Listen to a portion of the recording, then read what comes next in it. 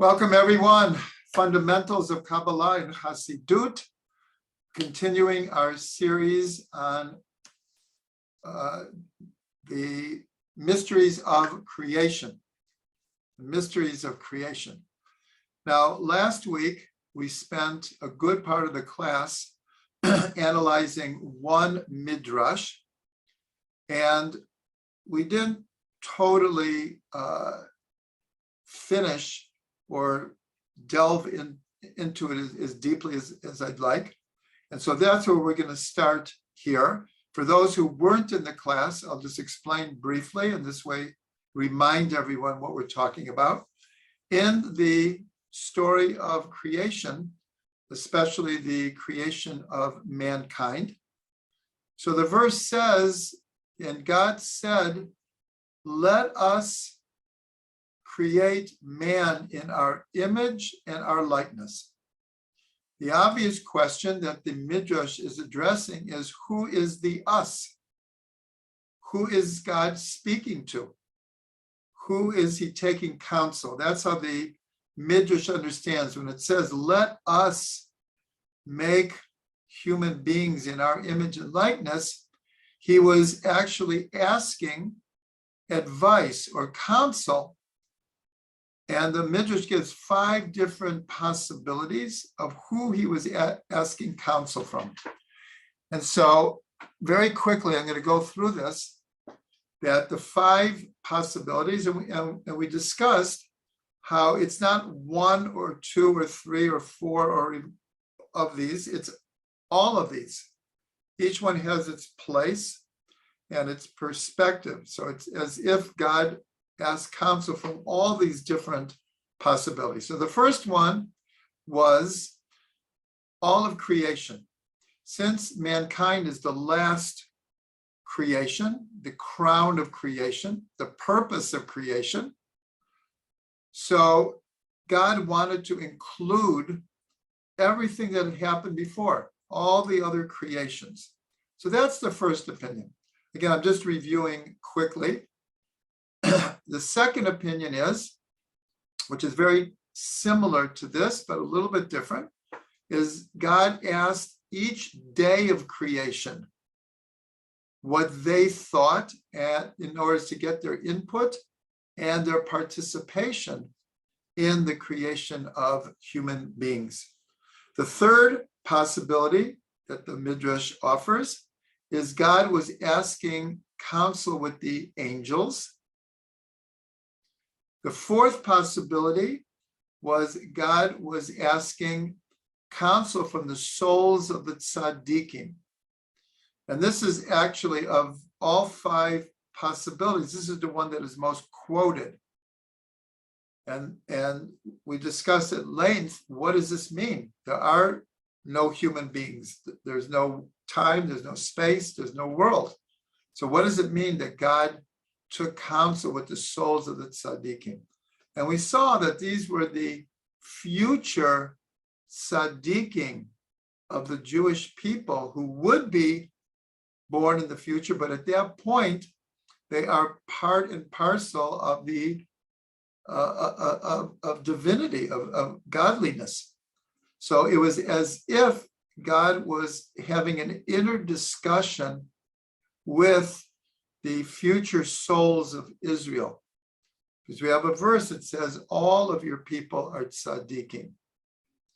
The 5th possibility was God was taking counsel from his own heart. And there we brought the idea that when God proposes to destroy the world in the generation of Noah, because people have become so evil. So the verse actually says that God regretted in his heart that he had created mankind. And so here there is this idea of the heart of God. So that is the 5th possibility, that God was, again, having an inner dialogue with his own, we'll call it unconscious, subconscious, as it were. So that's a quick summary of what we learned last week. And now, for those people who just came on, please go to the chat and you'll see the chart that we're going to be using for the next few minutes. And so here, if there are 5 different possibilities, the idea in Kabbalah actually is very, very organized, especially Rabbi Ginsburg. Rabbi Ginsburg is a maven, is a genius in taking concepts and corresponding them one to the other. And in fact, that is what the word Kabbalah means. Kabbalah means from the root lekabel. Lekabel means to receive, but it also means to make correspondences. And in fact, in the Torah itself, that is the context where this root appears.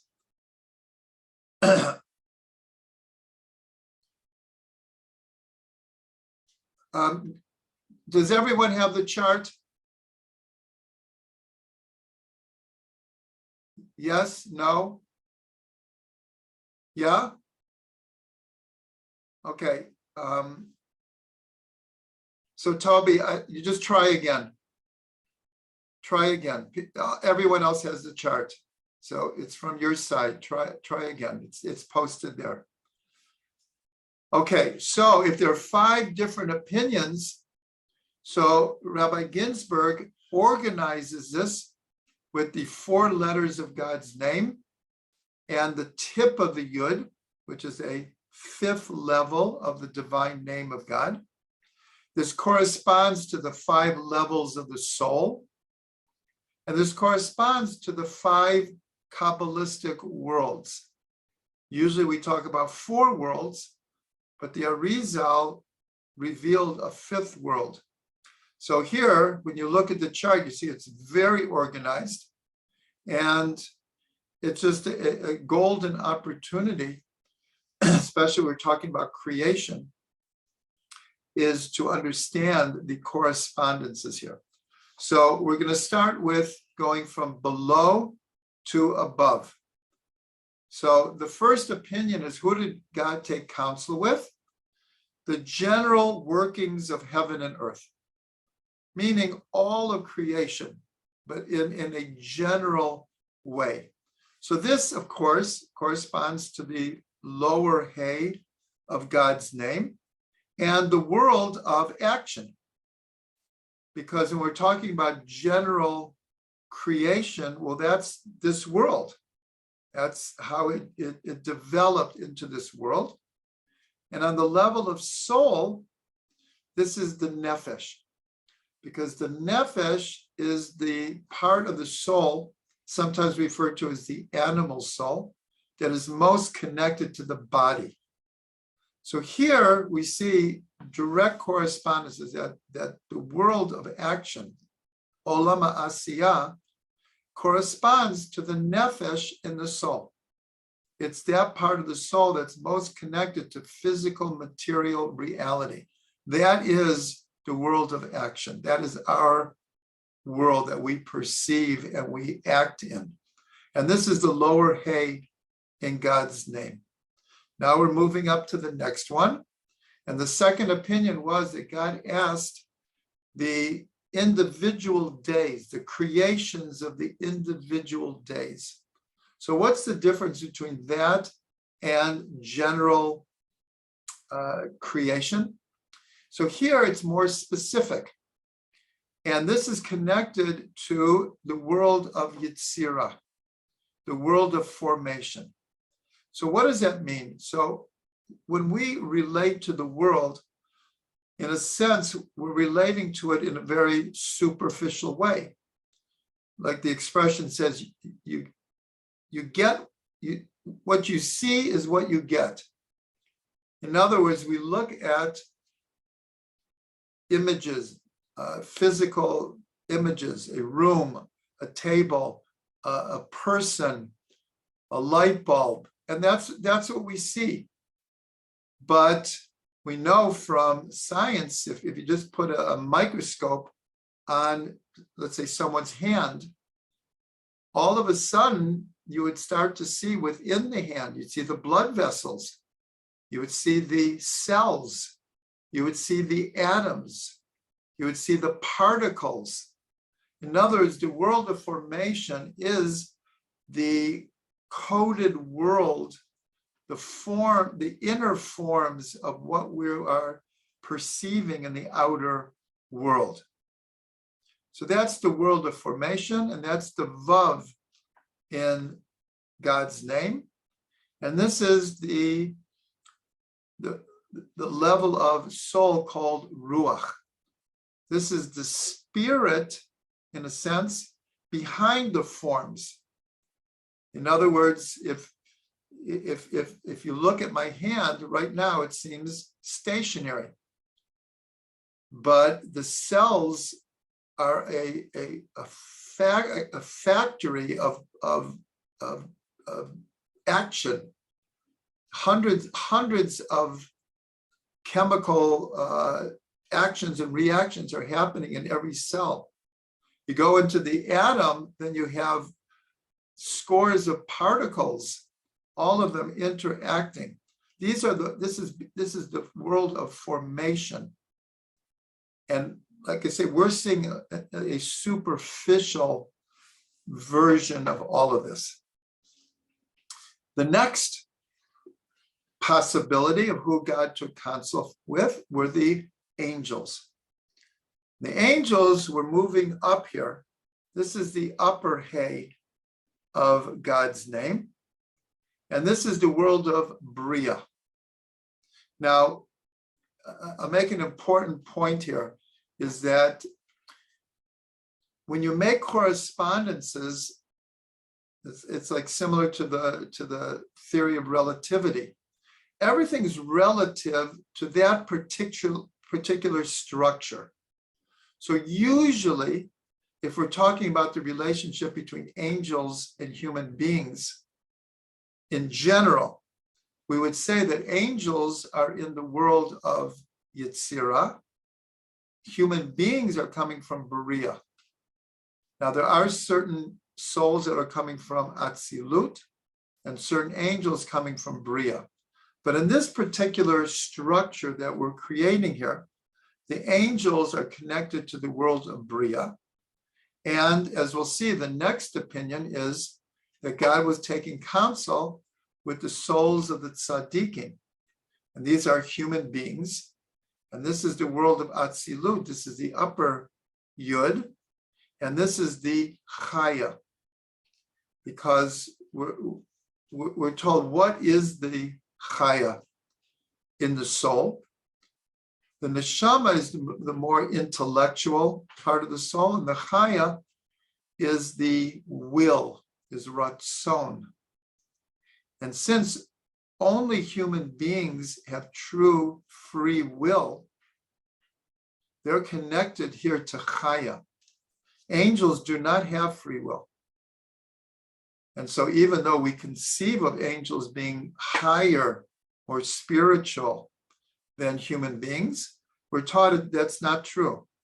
Human beings, at least in potential, are on a much higher level than angels, because that is one of the main definitions of the very verse that we're studying, where it says, let us make man in our image and our likeness. So we know we're not talking about a physical image and a physical likeness. So one of the key answers to this, it's free will. That just like God can do what God wants to do, human beings are given that ability also, to the point that we can not accept that there's a God in the world at all.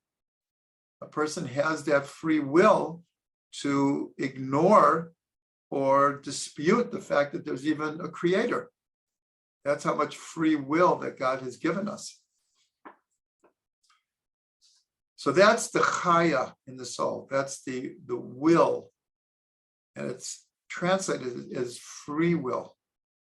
And the last possibility of who God was taking counsel was from his own heart. So here, this is the tip of the yud. This is the highest level. And this corresponds to Adam Kadmon. Adam Kadmon, when it says that God looked into the Torah and created the world. So this is very similar to the function of Adam Kadmon. Adam Kadmon is like the plan, is the program, it's the hard drive that's running the whole program. And that's called Adam Kadmon. And this relates to the Yechidah in the soul. So here, fairly quickly, we made some beautiful correspondences, because when we're talking about the mysteries of creation, I'm going to now connect this to the creation of light. That in the first verse of the Torah, it says that God created the heavens and the earth. So this is very general. We're told the heaven here represents all spiritual reality on all the different levels of the worlds that would ever be created. And the earth represents all physical and material reality. And so the one specific creation on the first day is light. And it's pointed out that the word light is mentioned 5 times on the first day of creation. And so the different commentaries over the ages have said that this is an allusion to the 5 levels of the soul, because the soul is compared to light, especially in the verse, Ner Hashem Nishmat Adam, the candle of God is the soul of humanity, of a human being. So the soul is compared to fire, to light, to a candle. And so the 5 mentions of light on the first day of creation is a remez and a hint to the 5 levels of the soul. And we're also told that it's almost a prophetic hint to the 5 books of Moses, to the Chumash, that the Torah is 5 books. And the Torah is called light, Torah or, the light of the Torah.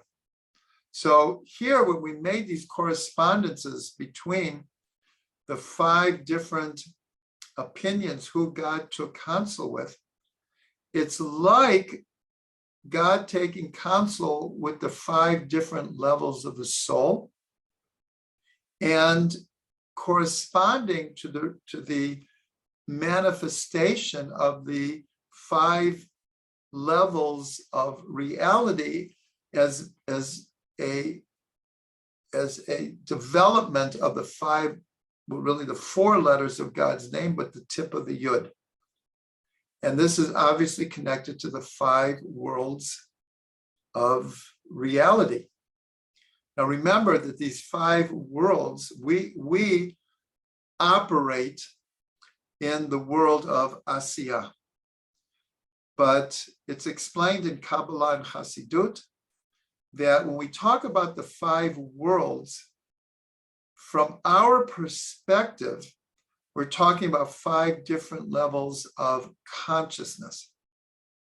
And that's why the Maggid of Mezrich said Atzilut, meaning the highest level of the worlds, not counting Adam Kadmon. He said, Atzilut is here in this world. In other words, it's not a hierarchy where Atzilut exists somewhere else, a different plane of existence, a different dimension. There's a reality to that, but since man is the crown of creation, through our consciousness, we can be aware of all of the worlds, the world of formation, the world of creation, the world of emanation, and the plan of creation. The plan of creation. Now, I want to add one more column here. And that is just a word that epitomizes each of these worlds, and in a sense, each of these levels of soul. So in the world of action, the world of Asiya, our physical material world, so the word is matter. Physical reality in scientific terms is called matter. In the world above it, the world of form, like we discussed before, the archetypal building blocks that are behind the outside manifestation of physicality and materialism, the building blocks of creation. So the word here is form, just like the name of the world of formation. That these are the higher forms, and that's why in Greek philosophy, Plato based a lot of what he was talking about, that everything in this world has a mirror image, a spiritual counterpart in a higher world. But way before Plato, this was common understanding in Jewish thought, that everything in this world is a reflection of higher worlds. That's what we're talking about, all these different levels of worlds.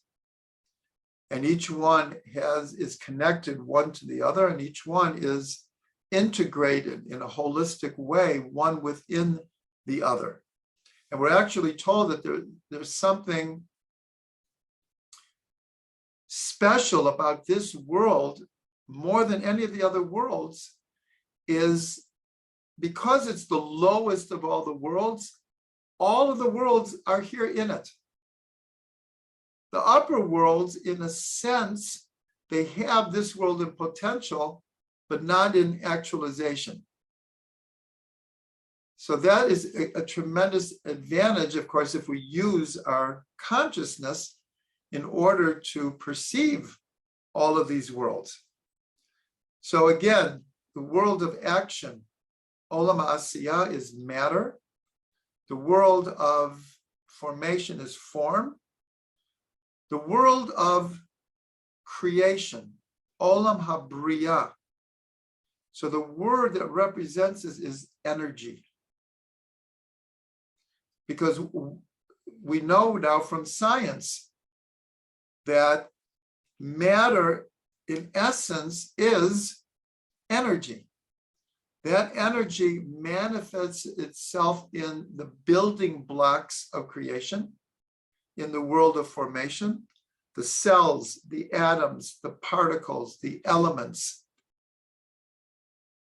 And that is what this world is based on. But behind that is energy, pure energy.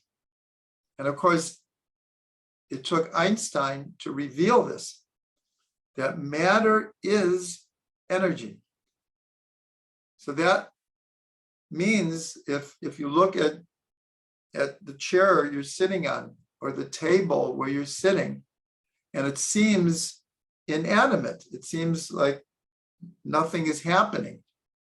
Well, if you could look inside there is a frenetic, absolutely almost crazy, frenetic world of energy whirling around.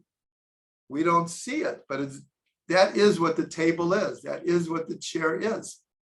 So this is pure energy. That's the world of Bria. Now, what about the world of Atzilut? The word that epitomizes the world of Atzilut is light, or. Because what is energy? What is energy? The light of God. And that's why we say in the world of Atzilut, there's no division between or and keli, between light and vessel. It's all totally unified in one reality. As we move down the worlds, the division or the difference between light and vessel becomes more and more pronounced. So in the world of Atzilut, it's God's light, which then is translated into energy. That energy creates the forms, which then becomes matter. But now we have just one more link in the chain, the highest link. So what is the light? What is the light of God? And the light of God is the wisdom of God. And that's why every morning we say in our prayers, Kulam b'chachma asita. Everything you made in wisdom. Now, the very important point we can make here is that science today is becoming more and more aware that the matter, the forms, the energy, light, there's something animating all of that. And that is pure information. That's how science talks about it. It's pure information, coded. It's very much like when we talk about the DNA.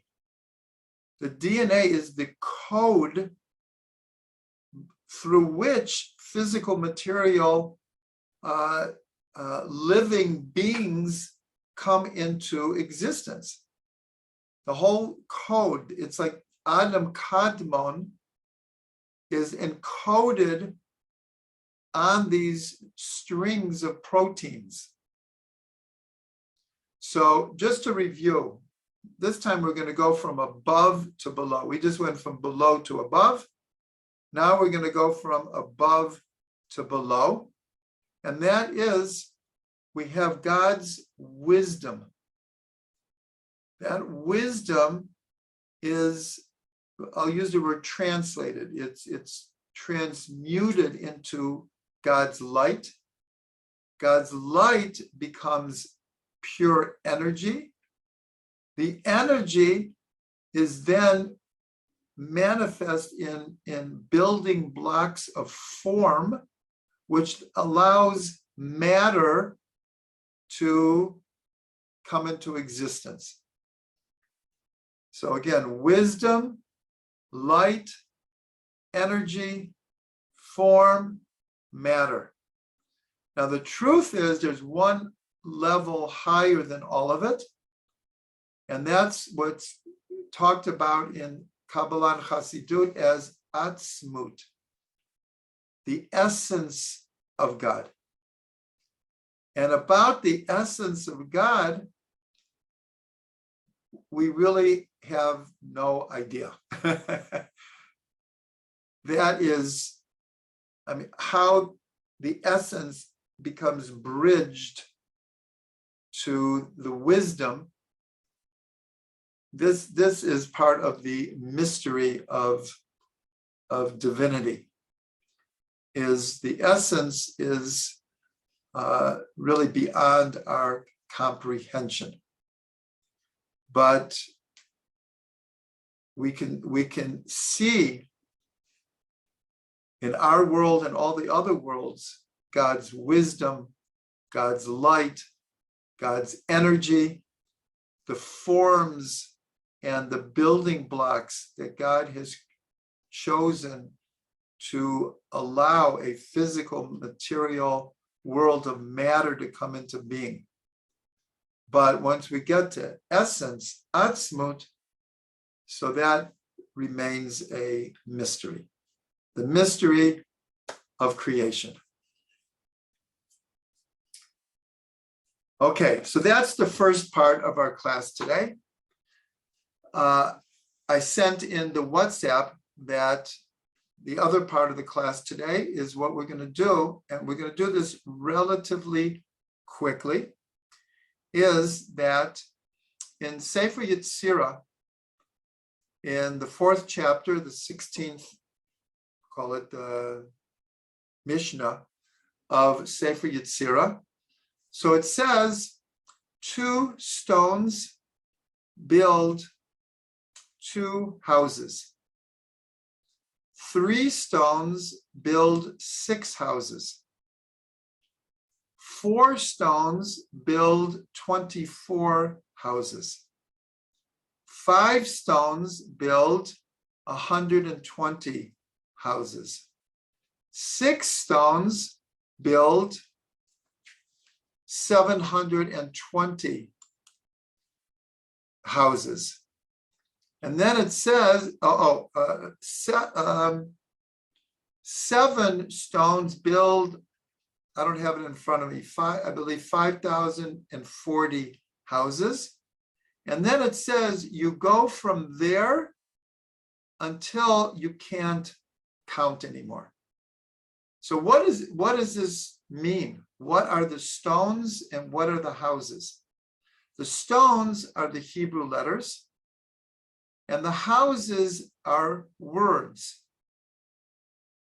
So if you have 2 letters, you can build 2 words. What is it? Aleph, bet, bet, aleph. Av, ba. Now, if you have 3 letters, and this is the basis of all roots in Hebrew, you can make 6 words. Everyone, if you have a pen and paper, if you take ABC or Aleph, Bet, Gimel, you can combine them, you can permute them. That's the key word here, permute them into 6 different combinations. If you have 4 letters, you can make 24 combinations. 5 letters, 120, and so forth. So I'm mentioning this because one of the volumes of what's called the Zohar literature is called Tikkune Zohar, which literally means the rectifications of the Zohar, the fixings of the Zohar, tikkunim. There are 70 chapters, and the entire book is based on permutations of the word Bereishit. That's why I'm bringing this, because this series is called Mysteries of Creation. And Bereishit, of course, is the first word of the Torah. And this entire volume is based on different permutations of the word Bereishit. These are 6 letters.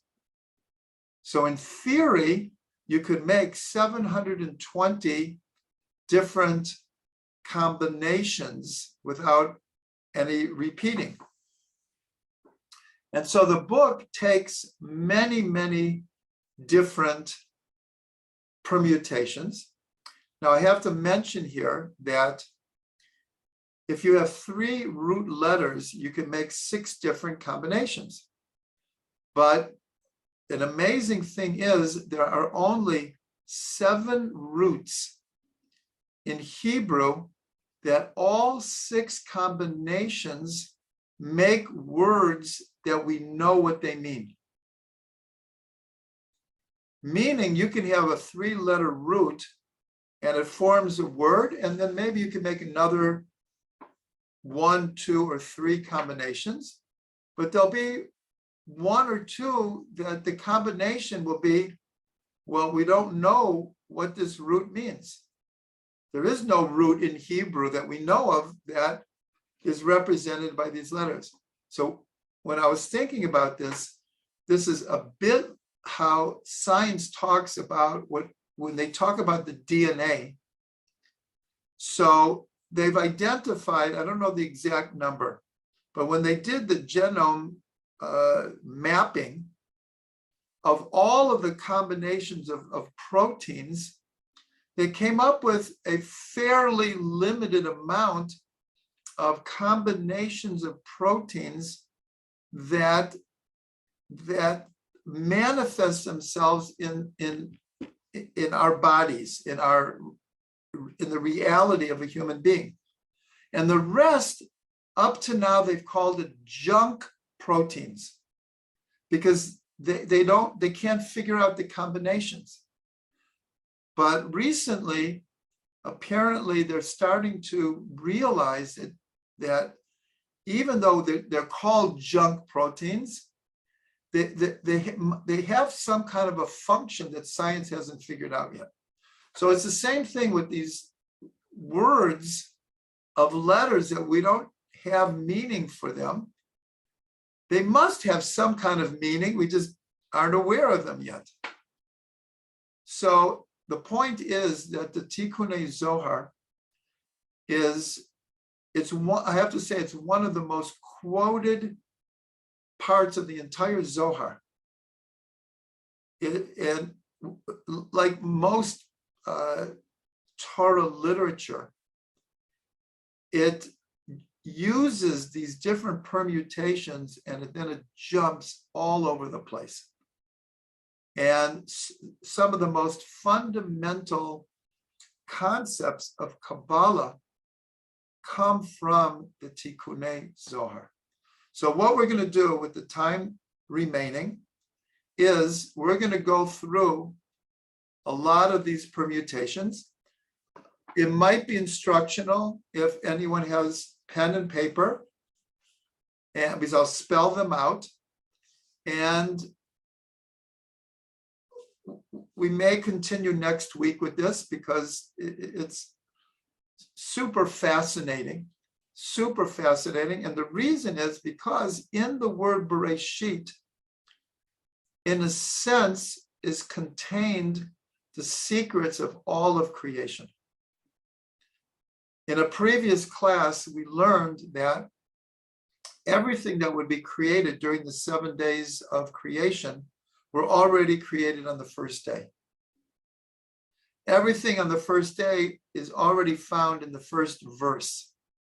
Like we said already tonight, that the heavens represent all spiritual reality and the earth represents all physical reality. So you have everything, just like science talks about at the instant of the Big Bang, everything that would ever be created in the tens of billions of galaxies that we have, each one having tens of billions of stars, was all present in that almost infinitely small speck that banged, that exploded.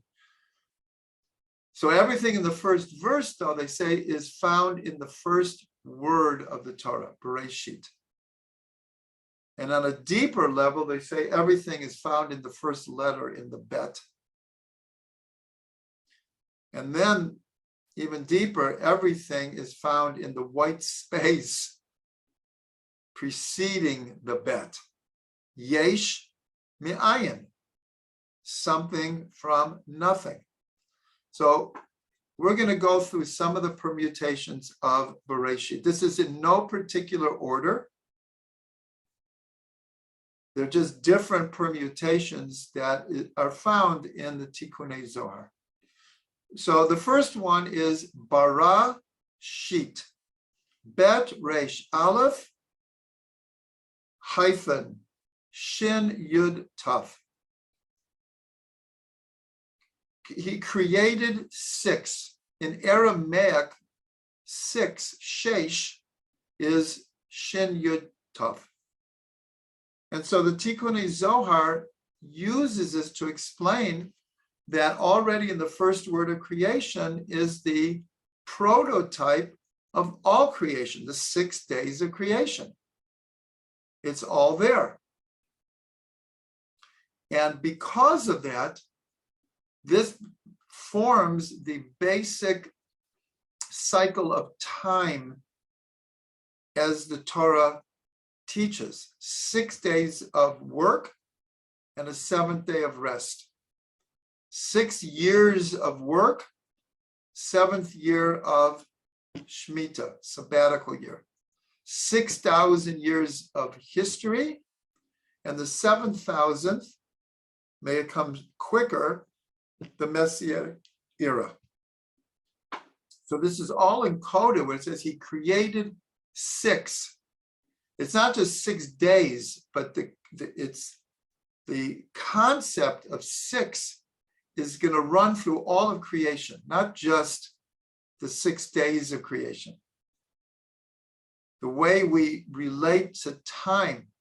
Now, not only that, but the Ramban says what in fact was created at the very instant of creation, of the yesh.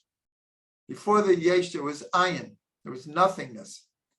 That nothingness, though, is not what we conceive of nothingness. That nothingness is the source of all somethingness. It's like the womb is the birthing place of reality.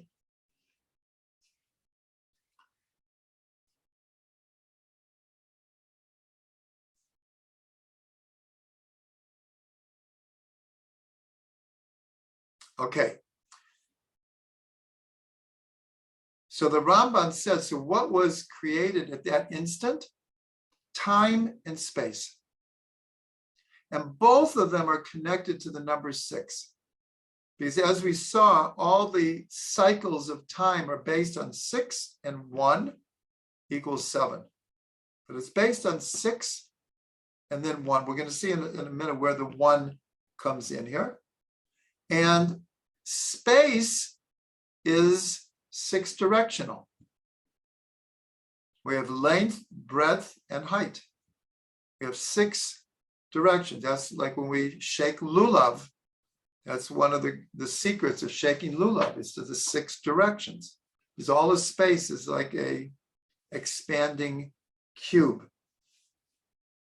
So when it says he created 6, this is hinting that God created time and space. There was no time and space as we can conceive of it before the creation of this physical material world.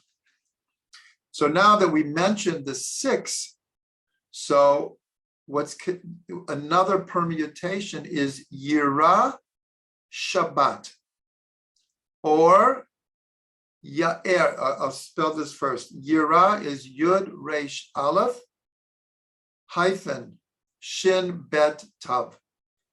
Yira Shabbat, the awe of Shabbat. Or Ya'er Shabbat, Yud Aleph Resh hyphen Shin Bet Tav. The enlightenment, the light of Shabbat. So here we have in the first day of creation, 6 letters, which, as we just said, represent the 6 days of creation in time and space. But also in the word Bereishit is Shabbat. And that's connected to that. The first verse of the Torah has 7 words. In other words, 6 letters of Bereishit, but 7 words of the first verse. And this we discussed in a previous class, the importance of the first verse being 7 words and 28 letters.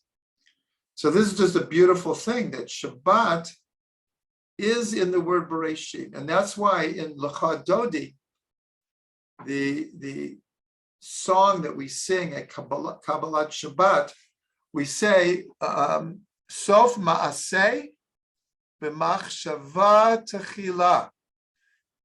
Shabbat is the last of creation, but the first in thought. So here we see in Bereishit, the word Shabbat is already there. It won't be created until the end, but it was there in thought.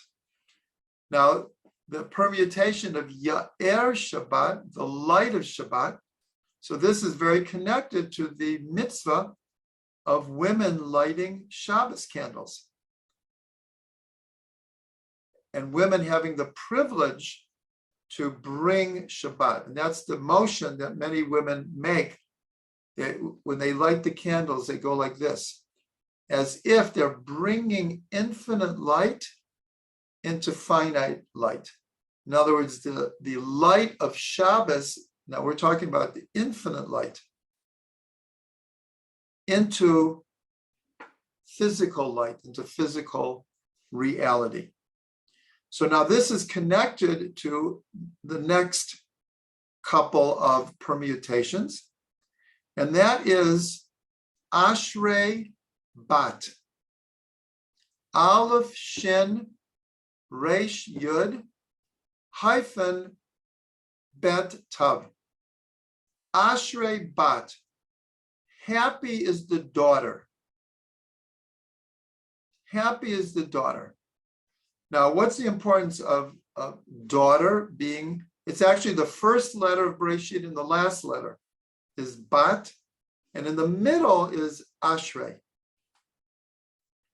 So this is just connected to the women lighting the Shabbos candles, because we're told that in relationship to God, all of creation is the feminine. All of creation. And we know from the Zohar was the first to reveal this idea that everything in creation is a relationship between feminine and masculine energies, not male and female per se. Male and female is kind of like the last stop of a physical manifestation of a much, much deeper, higher, more profound energy forms. So, Bat in the word Bereishit is just telling us that all of creation is the feminine.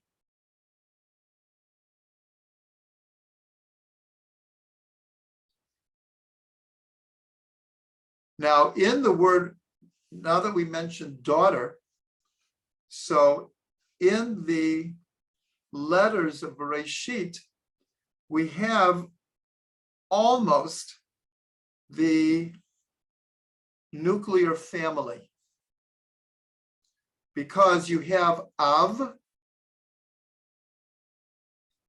Aleph Bet is father. You have Ish, which is man, Aleph Yud Shin.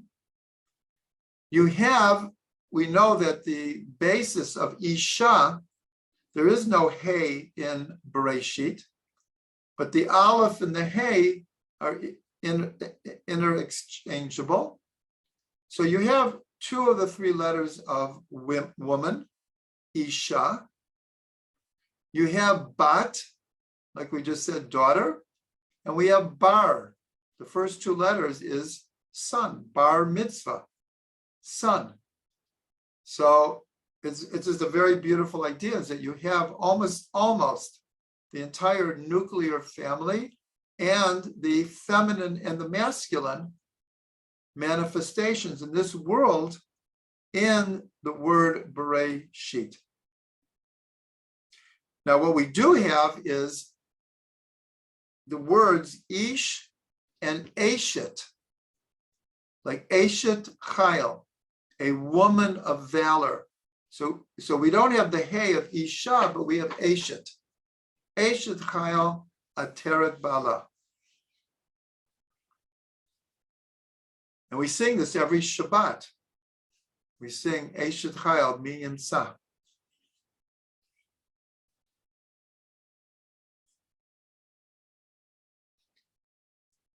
Now the next one is connected, is Rosh Bayit. Resh Aleph Shin hyphen Bet Yud Tav. The head of the house. Who is the head of the house? Hashem. What is the house? The universe. the cosmos. So it's like God creates a house, and we know that from building the Mishkan, the tabernacle in the desert, and building the temple in Jerusalem, the idea is for us to make a dwelling place for God in this world. And so here, the word Bereishit with the permutation of Rosh Bayit. So this alludes to something that we've learned in this series of one of the most enigmatic reasons given for God creating the world in the first place is that God had a passion to have for himself a dwelling place in the lower worlds. So that is represented by Rosh Bayit, the head of the house, the Ribbono Shel Olam, the master of the world. The world is his house. And it just reminds me that I believe you could see it on our website. If you look in articles, one of the links is to stories. So a long time ago, I wrote a children's story called The Boy Who Made His House as Big as the Whole World. But it contained very, very deep concepts of relating to the entire world as God's house. So that's one of the permutations. Another permutation is Brit Ish, a covenant of fire. Bet Resh Yud Tav hyphen Aleph Shin. A covenant of fire. Now, this is very, very connected to the description of what was the universe like right after the Big Bang. So physicists explain that the result of the Big Bang, that we'll call it now reality, was so hot that it was almost like a liquid. No atoms couldn't even form. And I believe it was Brian Greene, a very, very famous physicist, who called it exquisite plasma. It was we can't even imagine what kind of heat that we're talking about here. And so this is hinted to in a covenant of fire. And then as the world expanded, it began to cool to the point that atoms could form, molecules could form, particles could form. But before that, it was just exquisite fire. So this is connected to, it's a little aside here, that in what's called Mispar Katan, reduced numerology, the word Bereishit equals 13. In other words, the bet is 2. The resh is 200, but it reduces in Mispar Katan to 2. The aleph is 1, the shin is 300, but it reduces to 3. The yud is 1 and the tav is 4. It comes to 13. 13 is echad, oneness, and love. So this is very, very connected. Bereishit is 13, and one of the permutations is a covenant of fire. So when God commanded Avram with the Mitzvah of Circumcision. So the sages point out in Masechet Nedarim that in the passage about Abraham being commanded to do Brit Milah, circumcision, the word Brit is mentioned 13 times. And so the sages say it's as if Avram was commanded with 13 covenants. 13 covenants, but that 13 is a covenant of love. And it's a covenant from the one, the only one, God who is one.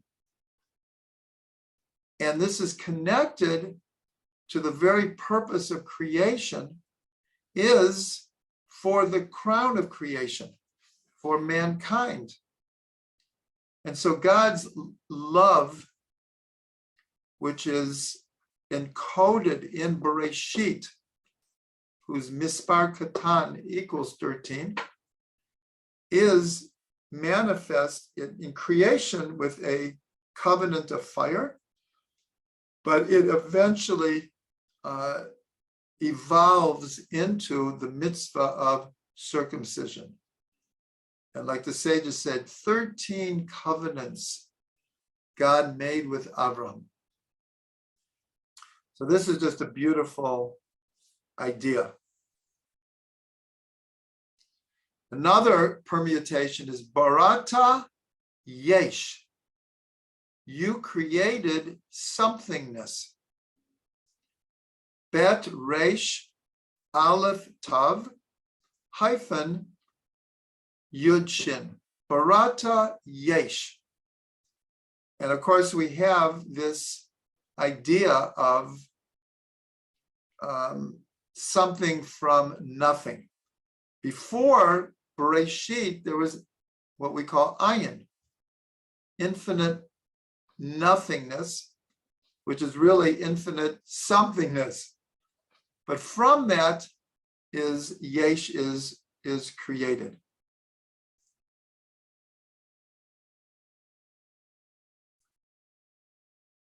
Now, I have to say that there's three others. One is mentioned in Tikkune Zohar, and two are not, but they are permutations. And I'm kind of saving these for our next series, which is on song and music. And only then will you understand like why I'm saving. I don't want to say it, but I'll just tell you what they are. In Tikkune Zohar, it says one of the permutations is shir ta'ev, shin yud resh hyphen tav aleph bet. This means a desirous song, a song of longing, a song of pleasantness. And the Tikkune Zohar goes very deep into song and music based on this. I'm not going to say more because we're going to save this for our next mini series. And the other two that are there is Shirat Av, the song of the Father, our Father in heaven. Shin Yud Resh Tav hyphen Aleph Bet, the song of the Father, the Rosh Bayit. And the other one is, if you just take the Aleph and Bet, well, what do we call our alphabet? The Aleph Bet. So Shirat Aleph Bet, the song of the Aleph Bet. So these three permutations we're going to save for our next mini-series. Hopefully that has gotten everyone very excited and anticipating our next series.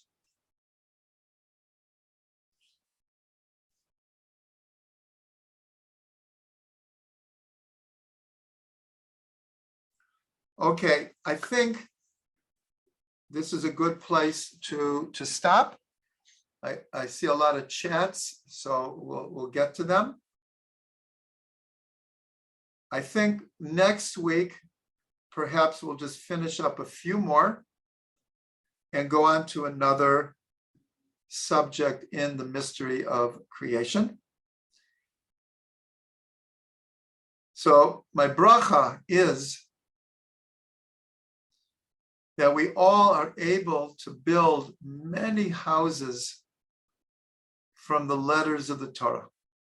Meaning, from the letters and the words of the Torah, we should build new insight, we should get new inspiration, we should see wondrous things, like Rav Ginsburg named his whole organization from the verse, Gali Nai ve'abita niflaot mitoratecha.